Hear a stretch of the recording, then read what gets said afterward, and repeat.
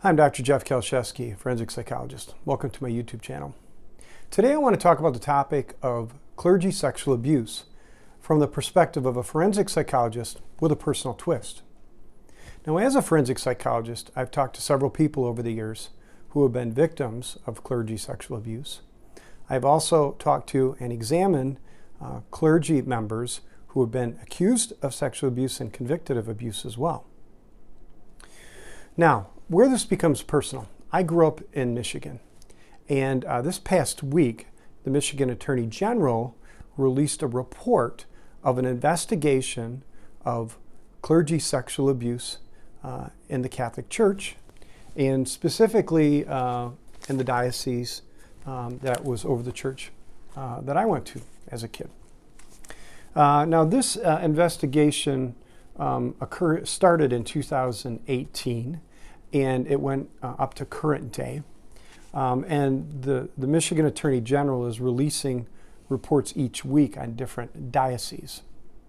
So I printed this off and I read it, and 3 priests that I knew were highlighted in the report. Now,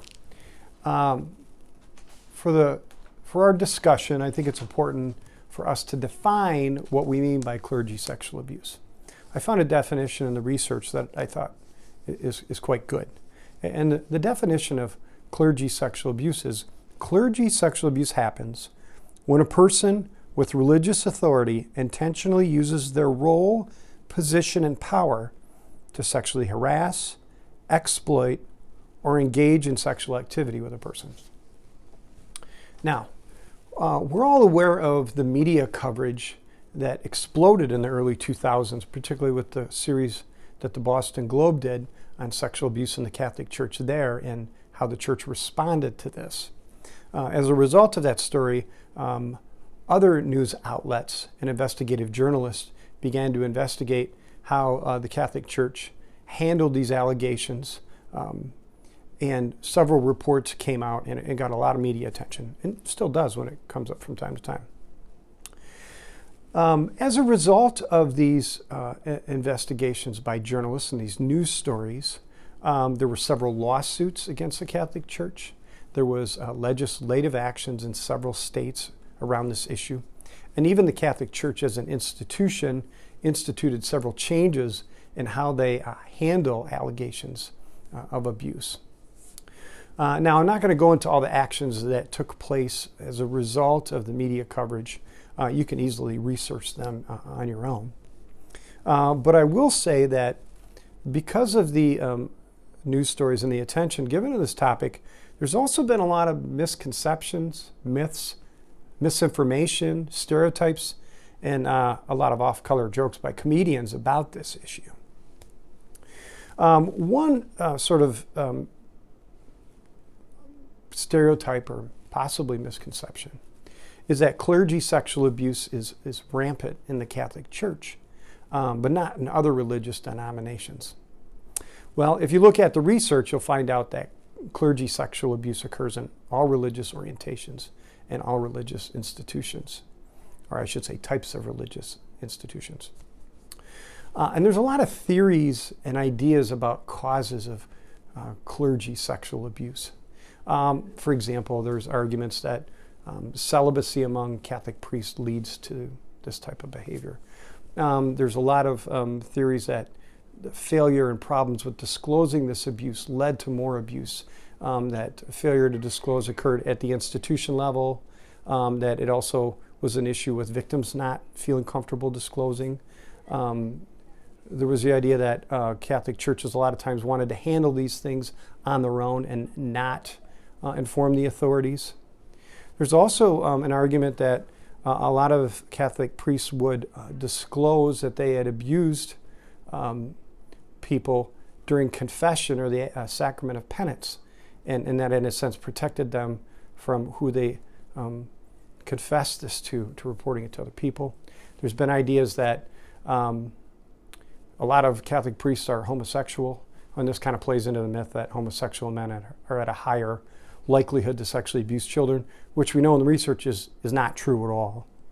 Other arguments is that There have been church hierarchies that dealt with this problem by putting priests into counseling or psychiatric care. And then once they got out of counseling, these people abused again. Other arguments is that there are a higher degree of pedophiles and ephobiles. Ephobiles, by the way, are sexually attracted to children that are in puberty. That there's a higher percentage of those types of folks in the priesthood. Other things is that the seminaries do not prepare priests for this issue that could come. There's all kinds of different arguments. Bottom line is most of these are ideas, sort of non-scientific theories that the scientific research hasn't really been able to support. So these are speculations, and again, non-scientific theories. Now, in the late 2010, several state attorney general offices began to look into this issue, and they issued subpoenas to archdioceses and different Catholic dioceses in order to review their records to investigate this issue of sexual misconduct and sex abuse among priests. Now, the state attorneys general, and it's just happened in several states, they said that they're doing this investigation because, number one, they want to see if there are perpetrators that they could criminally charge. They also wanted to take a look at how the church handled these allegations, and did the church meet statutory guidelines, which vary from state to state, and how they dealt with these issues.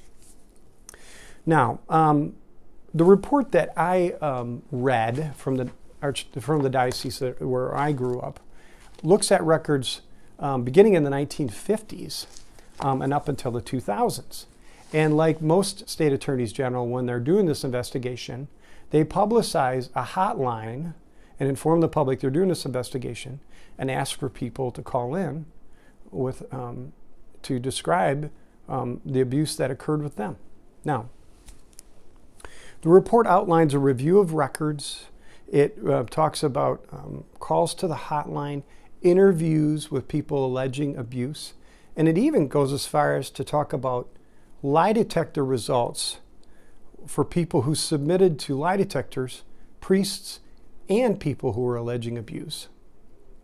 The report, by the way, has very graphic descriptions of the type of abuse and alleged abusive acts that occurred, and it might be hard to read for some folks.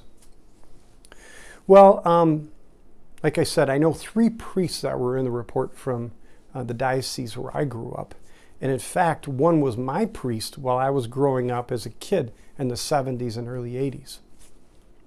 Now, reading this report from the perspective of a forensic psychologist, a few impressions or things sort of came up when I looked at these cases.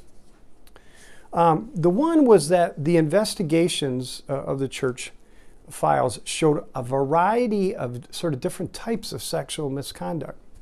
We think about the situation in the stereotype of the Catholic priest sexually molesting altar boys. But the report goes into detail about how the church files show that they were investigating allegations of forced sexual contact among adults. Priests would rape an adult. Potential grooming behaviors like providing, for example, minors alcohol, showing them pornography, having sexual talk but not having sexual contact. It talked about sexual misconduct in the form of adult consensual sexual relationships that a priest would have with a female in the congregation. It talked about a lot of cases of this liturgical counseling relationships that turned sexual. So the priest would counsel a female or counsel a couple, and then he would get sexually involved with the woman. There's even one that talks about an investigation with a Catholic at a Catholic high school, where one of the priests who taught there was sending sexual-oriented text to some of the male high school students, talking about different women who work at the school or women in the church. So the one thing that sort of came out of this is there's a variety of sexual misconduct that the church has dealt with, investigated, that's been reported to them. Second thing that kind of sticks out is the total number of priests involved versus the number of incidents of abuse is interesting. Now, In this report, it highlights files of 28 different priests. But the incidents of sexual misconduct were in the hundreds. Now, some of the research that tries to look at this, talks about there's a real problem here with, are we getting an underreport of the amount of abuse and the number of perpetrators? It's a valid argument. But what struck me, though, was that this showed, you could argue this is a sample if we didn't get them all, which I'm sure we did not get all of the cases. In this sample, what we find that a relatively small amount of priests abusing a lot of different people. And this is consistent with the research with sex abusers or sex offenders, particularly within institutional settings, that these folks tend to abuse lots of different people. Third thing that stuck out to me was there appeared to be a lack of concern of what would be considered sexual misconduct for a priest with same-sex relationships. The church seemed more concerned with priests who became sexually involved with married women. It was kind of a big thing in the report. And three, one thing that stuck out to me too was in the early 2000s, at least this diocese, this church, became pretty active and pretty open. And what I mean by open is before it would be investigated at the diocese level or even the church level sometimes. In the 2000s, it's expanded more, and the archdiocese and even sometimes the Vatican would get involved. And at least in this report with this archdiocese, they began to vigorously investigate these allegations because more came to light after the media spotlight. And then what you find is they kind of forced out a lot of priests when they retired right away. They were restricted in their duties. This occurred a lot when these accusations of sexual misconduct were credible on a personal level. One priest I read about, I remember, and he had this reputation in town, and there were a lot of rumors of this guy being a party guy, womanizer. Yep, true according to the report. It didn't appear that this guy really went after married women, but his problem was that two of the women he became involved with became pregnant. And then the church had to deal with that. My priest. I'm just going to call him Father P. His record was pretty extensive.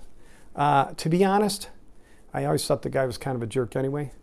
He didn't like me. I was the precocious kid in catechism that would ask questions like, why in that picture of Jesus does he have blonde hair and blue eyes when he comes from the Middle East where people tend to have a dark complexion and dark eyes and dark hair?